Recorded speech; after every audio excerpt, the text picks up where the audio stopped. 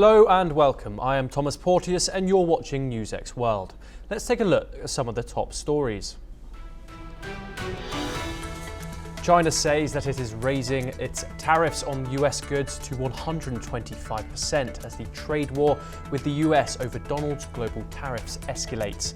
This comes after Beijing faces a levy of 145% on some of its goods imported to the United States. Amid uncertainty, European stocks have fallen, but Asian markets slide as trade war tensions between Washington and Beijing intensify.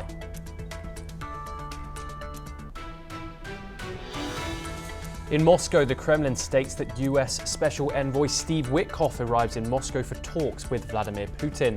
The former real estate tycoon turned diplomat is set to meet with the Russian president to further talks for a Russia-Ukraine ceasefire.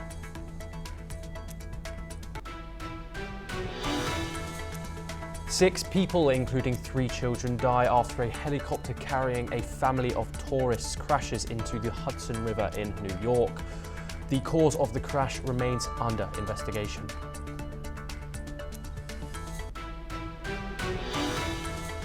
US Secretary of State Marco Rubio says the United States will hold direct talks with Iran this weekend over its nuclear program.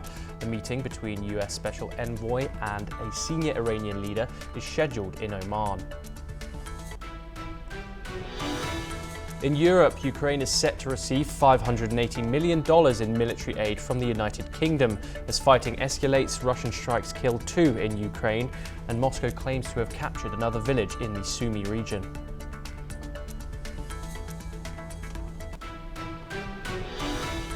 Nearly 100 people have been killed since Wednesday as torrential rains batter regions of India and Nepal. India's weather office issues multiple hazard alerts nationwide. The United Nations says its analysis that only women and children were killed in an analysis of 36 Israeli strikes on Gaza. The UN Rights Office warned of expanding Israeli evacuation orders were resulting in the forcible transfer in the Palestinian territory.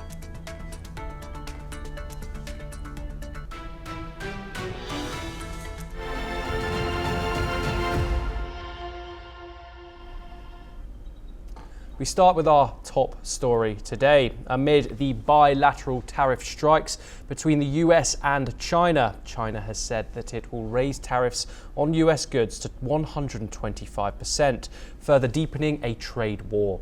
Furthermore, China said that US tariffs defy basic economic laws and common sense, and that it would ignore further tariff hikes by the United States.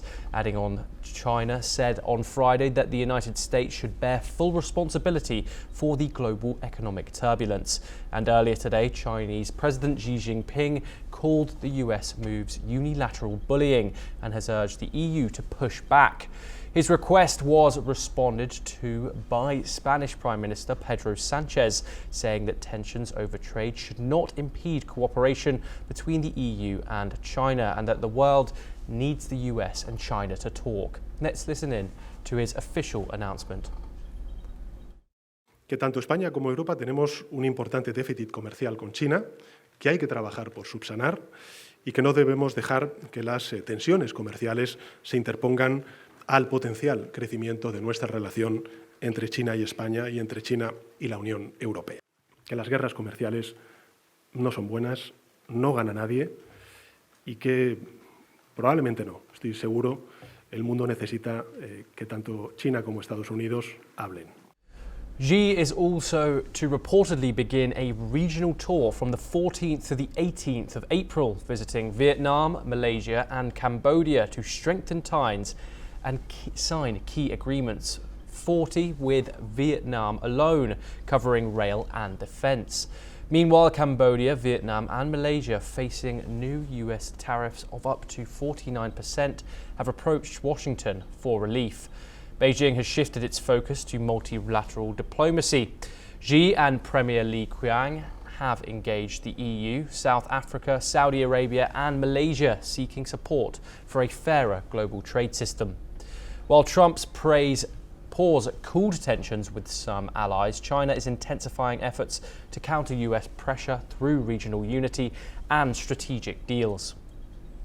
We are now joined by Joshua Barnes, anchor and correspondent for NewsX World. Joshua, thank you very much for joining us.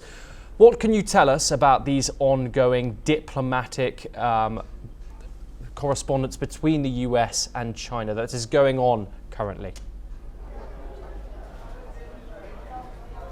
Yes, absolutely. Well, we have seen further escalation now from China.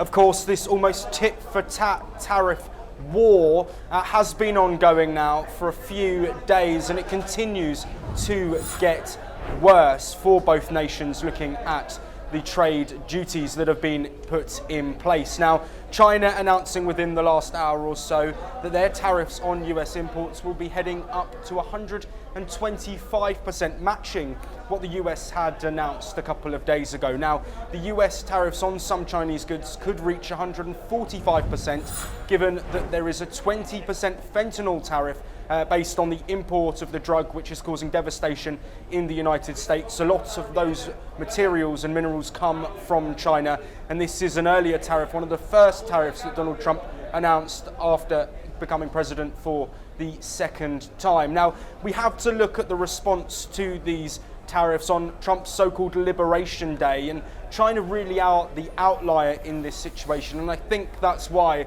we're seeing a continuation of these tariffs moving forward.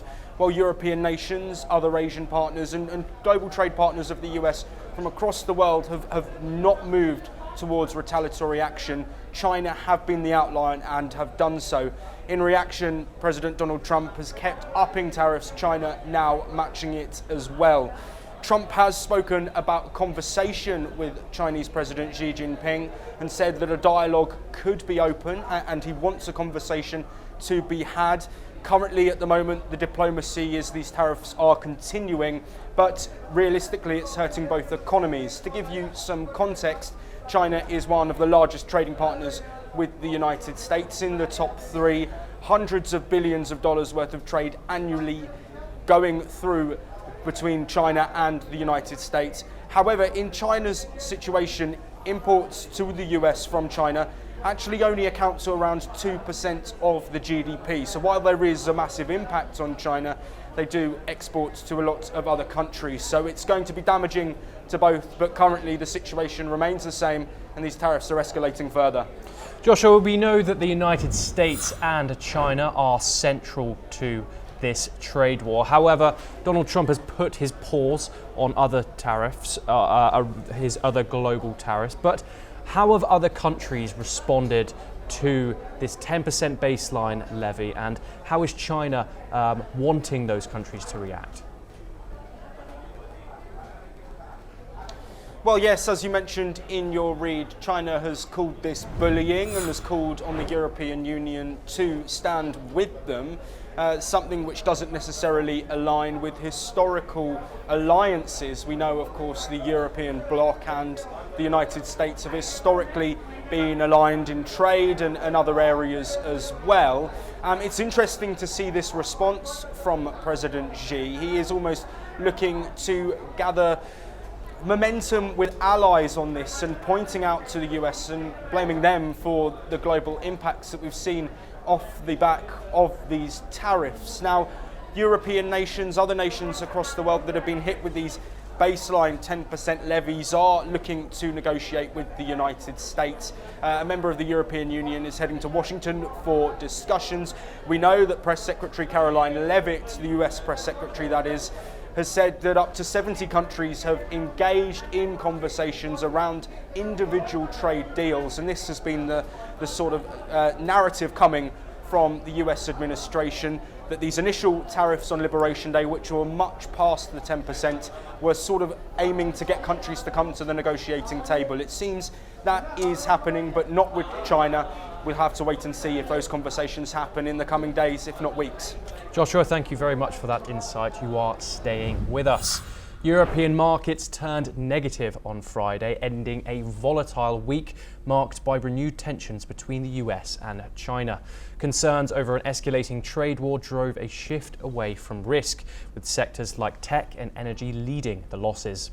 Oil markets are under fresh pressure as US crude stockpiles continue to rise, signalling weaker demand ahead. New government data shows a notable build in inventories, and analysts expect this trend to continue. The US Energy Information Administration has cut its oil demand forecast, warning that trade tensions could further weigh on consumption worldwide. Gold, meanwhile, remains a bright spot, holding a near historic high as investors look for safety amid economic uncertainty. The dollar has slipped with soft inflation data and mounting trade risks, shaking confidence in the US economy. We are once again joined by Joshua Barnes, anchor and correspondent for NewsX World, to give us the latest numbers and figures. Joshua, what have you got for us?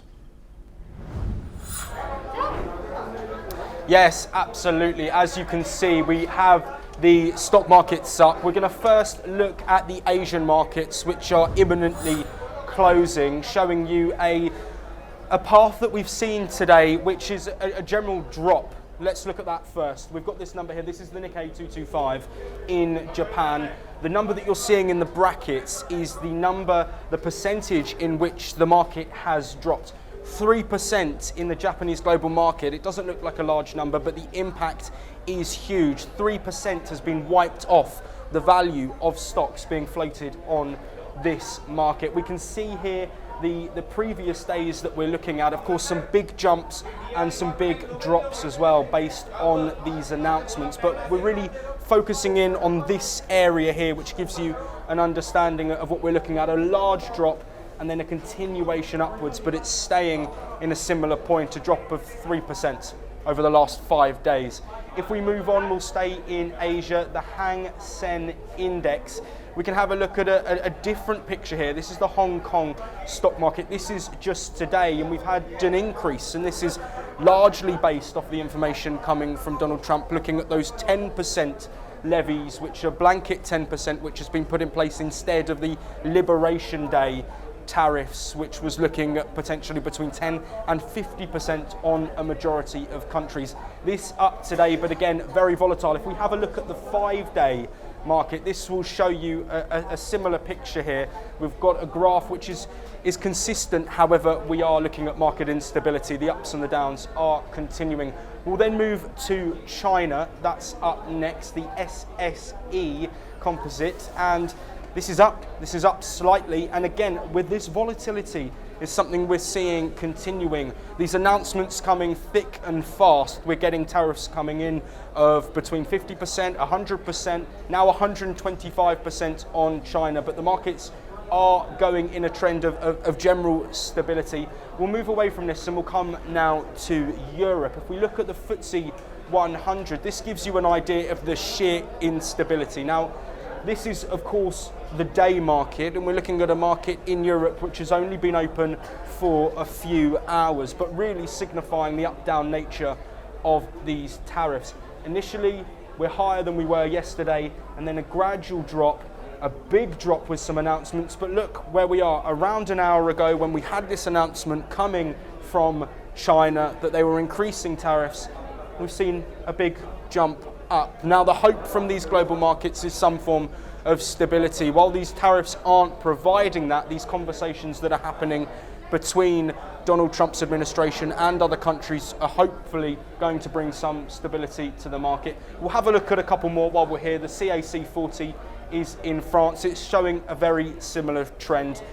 0.1% decline is not too big compared to the changes we've seen, but it is a similar trend to the FTSE 100. We've got a drop, we've got an announcement, and then it is coming back up again. The final example we'll show you is the DAX stock, which is in Germany. If we just head to DAX for us, and it's a similar trend. We do have a bit more of a drop here, but you can see that general trajectory. It's down on these announcements. We hear some news following China's retaliation, and an uptick. But this is something we will have to be covering for days to come. The stability, while these tariffs are up in the air, continuing to cause market volatility, which is a concern. Joshua Barnes, thank you very much for joining us and bringing us the latest. We now move on. A senior advisor to Iran's supreme leader, Ayatollah Ali Khamenei, says Tehran is heading into this weekend's nuclear talks in Oman with the United States in search of a real and fair deal, not a publicity stunt. The indirect negotiations led by Iran's Foreign Minister Abbas Araghchi and US Envoy Steve Witkoff follow a tense lead-up marked by strong rhetoric. The US State Department stated that this meeting with Iran will determine whether Tehran is serious about negotiations, emphasizing that the outcome could shape future diplomatic engagements between the two nations. Let's listen in. What happens on Saturday would, I suppose, determine whether there's more. Right now, this is a meeting that is arranged. It is not part of some larger scheme or framework. It is a meeting to determine whether or not the Iranians are serious. And so that clearly would be the goal of that singular meeting and effort. As far as the arrangements or what the rooms are or who's in which rooms, I don't have that for you, and I'm not going to speculate. Meanwhile, Iran has also threatened to expel UN nuclear inspectors, a move that the US warns would be an escalation and miscalculation. State Department spokeswoman Tammy Bruce emphasized that removing. Here's what she said. First of all, these actions, the threat of that kind of action, of course, is inconsistent with Iran's claims of a peaceful nuclear program, right? Also, expelling IAEA inspectors from Iran would be an escalation and a miscalculation on Iran's part. The United States remains deeply concerned that Iran is amassing a growing stockpile of highly enriched uranium for which there is no credible, peaceful purpose. Iran is the only non-nuclear weapon state producing highly enriched uranium. The International Atomic Energy Agency inspectors contradict Iran's claims of a peaceful nuclear program. Despite the tensions, US Secretary of State Marco Rubio expressed optimism, saying that he hopes the talks will lead to peace. US President Donald Trump has warned that military action against Iran remains an option if negotiations fail. Listen in. An important meeting, thanks to you, is going to happen on Saturday for the first time in a long time. There'll be direct talks between Ambassador Witkoff and a top-level leader in Iran. We hope that'll lead to peace. You've been very clear what Iran is never going to have is a nuclear weapon. And I think that's what led to this meeting, and we'll wait for him to come back from it, and we're hopeful about that. I would also say that we are receiving... Over to Europe now. US President Donald Trump's envoy Steve Witkoff landed in St. Petersburg today for his third meeting with Vladimir Putin in 3 months, signaling intensifying US efforts to broker a ceasefire in Ukraine. Witkoff previously hosted Putin's economic envoy Kirill Dmitriev in Washington and helped negotiate recent prisoner swaps, including American teacher Mark Fogel and dual national Ksenia Karelina. The visit comes amid growing frustration in the Trump administration over stalled peace efforts. A US-brokered pause in energy strikes between Ukraine and Russia collapsed this week, prompting Trump to consider new sanctions on Moscow by the end of April if no ceasefire is reached. In Brussels, defense ministers from 30 nations met to plan a reassurance force for Ukraine if peace talks succeed.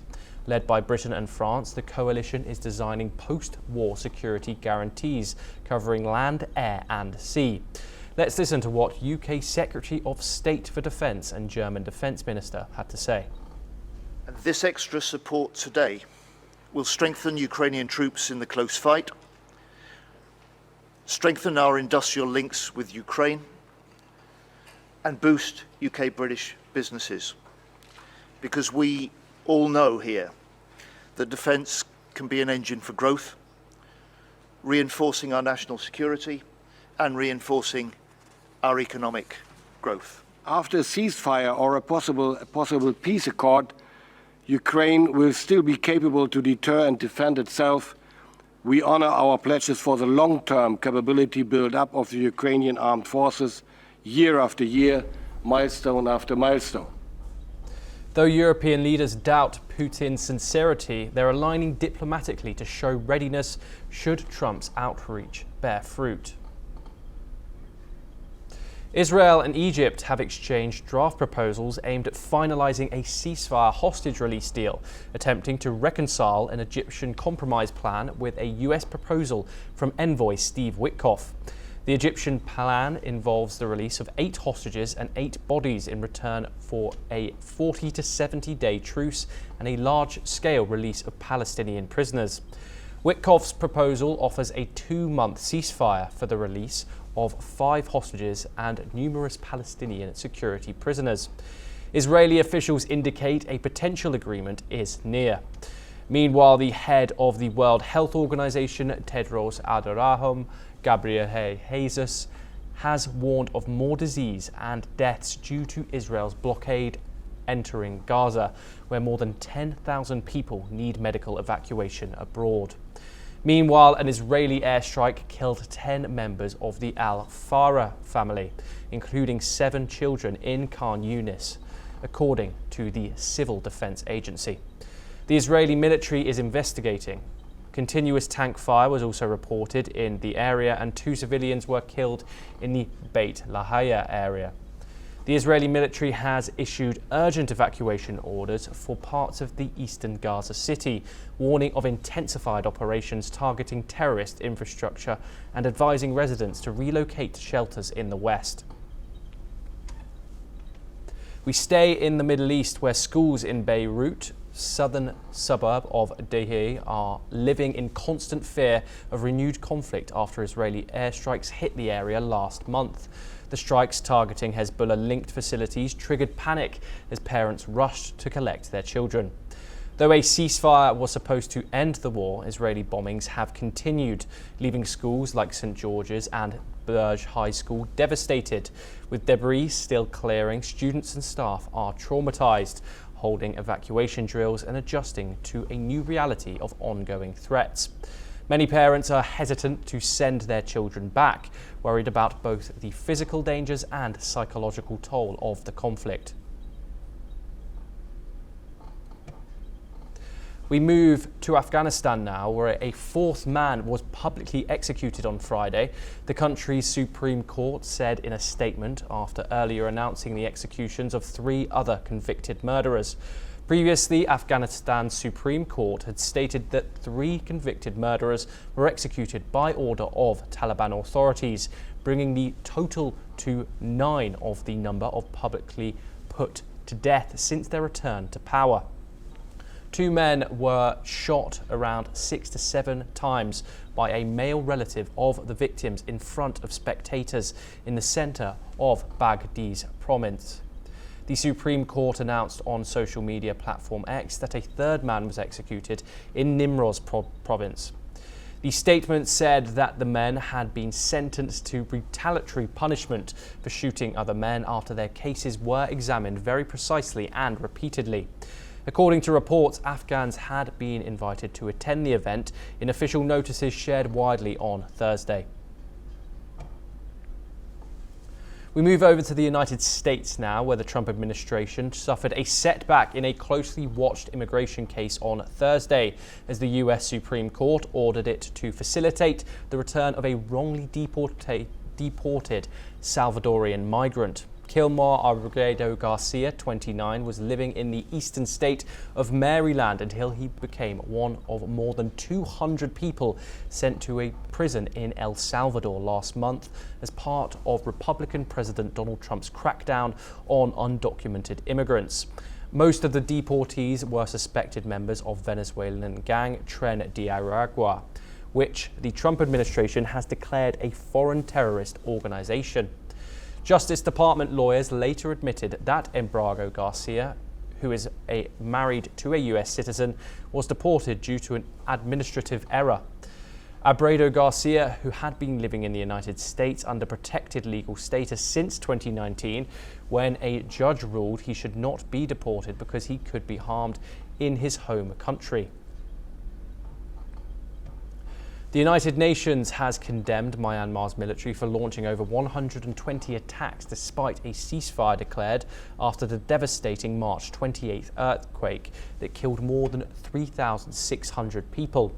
UN Rights Office spokeswoman Ravina Shamdasani reported that more than half of these strikes occurred after the ceasefire took effect on April the 2nd, targeting populated areas with aerial and artillery fire. UN Rights Chief Volker Turk urged the military to halt operations and remove obstacles to humanitarian aid. In Xinjiang, one of the hardest hit regions, opposition-held areas have relied solely on local efforts for rescue and relief. The United Nations called for a full amnesty of political detainees. Shamdasani emphasized that humanitarian efforts must take priority, urging the junta to focus on aiding survivors rather than continuing military operations. Taha Rana, a Pakistani-Canadian terrorist linked to the 2008 Mumbai attacks that claimed nearly 170 lives, was arrested by India's National Investigation Agency in New Delhi following his extradition from the United States.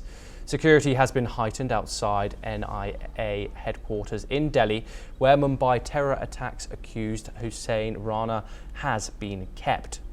The press release released by the United Nations States Department of Justice states that India's pending proceedings against Rana are not the first proceedings in which Rana has been accused of conspiring to commit violent acts of terrorism.